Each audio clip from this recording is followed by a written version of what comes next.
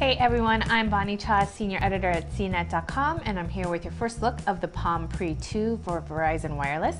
The Pre 2 was actually announced back in October, but it's now just finally being released on Verizon. Unfortunately, the timing of the release isn't the greatest since HP just announced the Pre 3, but the Pre 2 is still worth a look.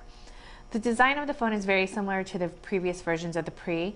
It's got the same overall shape, but the edges are a little sharper, and instead of a glossy finish, you now get a soft touch finish all around the edges here.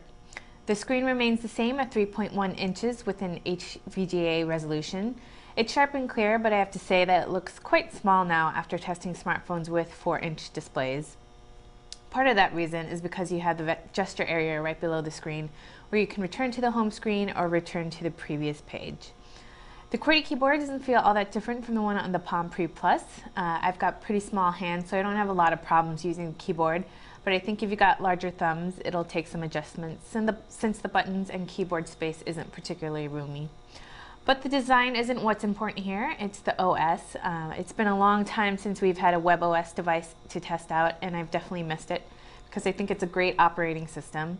The Pre 2 ships with WebOS 2.0, which is the latest version, and includes a handful of new features. This includes the new Stacks functionality. Basically expands on the deck of cards multitasking capabilities by grouping together similar activities in a stack of cards. This is so you can better manage all of your different tasks. For example, you can see here that my email inbox and a new message are stacked together, and here's a music player with the Amazon MP3 store. Palm also enhanced universal search, which is now just called Just Type. Basically, you can enter a search term and the system will look through your contacts, emails, apps, the web, and more. There's also something called Quick Actions that basically lets you start typing an email, text message, or status update anywhere from the phone, and then allows you to complete the task with a simple tap of a button. WebOS just keeps getting smarter, and the Pre 2 has other great features like a 5-megapixel camera and mobile hotspot capabilities. I think it's a very capable smartphone, but knowing that the HP Pre 3 is coming out this summer with a bigger screen, world phone capabilities, a faster processor, and more, I'd be inclined to wait.